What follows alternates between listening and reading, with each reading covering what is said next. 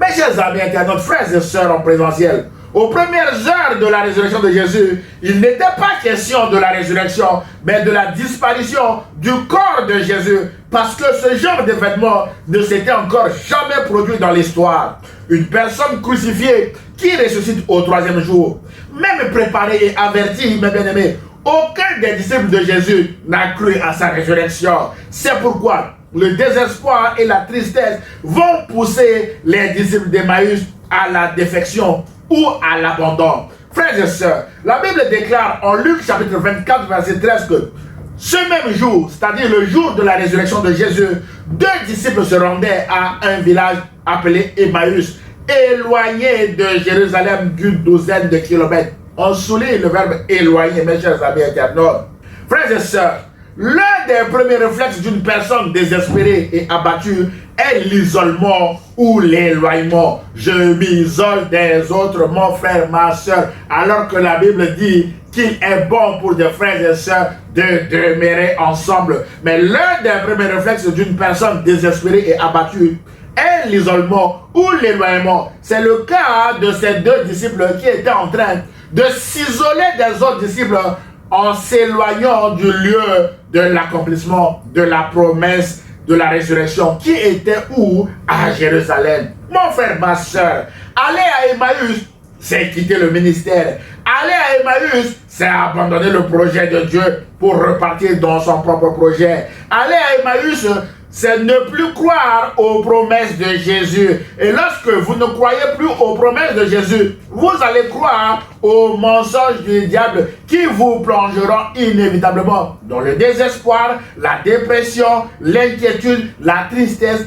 l'accablement et le découragement, avec toutes les conséquences néfastes sur votre santé. C'est pourquoi, mon frère, ma soeur, nous disons que c'est dangereux de repartir à Emmaüs, car Jésus n'est pas attendu à Emmaüs, mais à Jérusalem.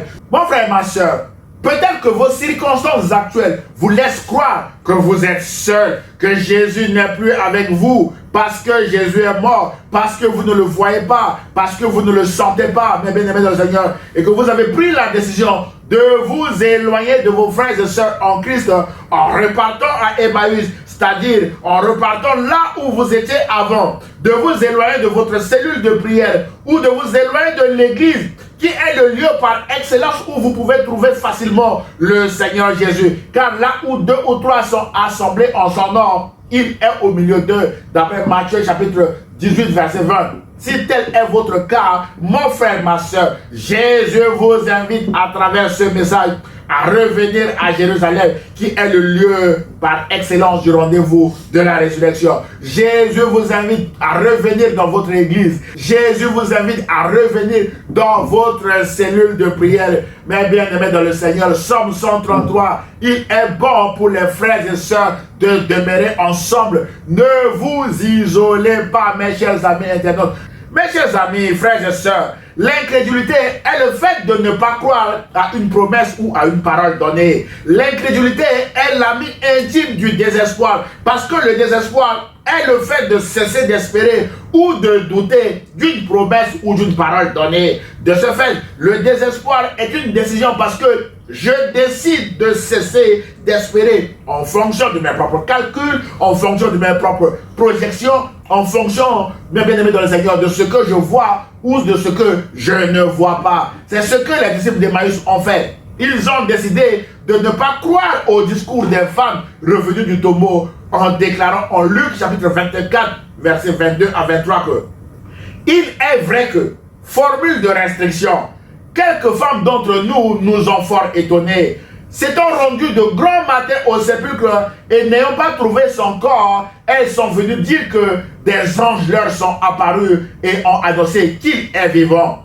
Quelques-uns de ceux qui étaient avec nous, mes bien-aimés, leurs proches sont partis voir. Quelques-uns de ceux qui étaient avec nous sont allés au sépulcre et ils ont trouvé les choses comme les femmes l'avaient dit. Mais lui, on souligne mais lui, ils ne l'ont point vu. Mes chers amis internautes, frères et sœurs, ce long discours contrasté et dépressif commence par une formule de restriction. il est vrai que, et se termine par la conjonction de coordination adversative, mais qui émet une idée de rupture avec l'affirmation précédente, mes bien-aimés dans le Seigneur. Nous en concluons que ces disciples ont décidé de ne pas croire à la résurrection de Jésus, malgré l'annonce faite par les femmes revenues tôt du tombeau ce matin-là, et ils sont plongés dans le désespoir, dans la tristesse, dans la défection et dans la brutalité même, en répondant brutalement à un inconnu qu'ils ont croisé en chemin. Or, il se trouve que cet inconnu est Jésus, mais leurs yeux étaient fermés, mes bien-aimés, pour le reconnaître parce qu'ils étaient dépressifs. Mon frère, ma soeur, lorsqu'on refuse de croire, mes bien-aimés dans le Seigneur, aux promesses de Dieu, on devient dépressif. Et quand on devient dépressif, on n'apprécie plus correctement les circonstances autour de nous. Mes bien-aimés dans le Seigneur, c'est ce qui était arrivé à la question de Jésus, mes bien-aimés, à ses deux disciples.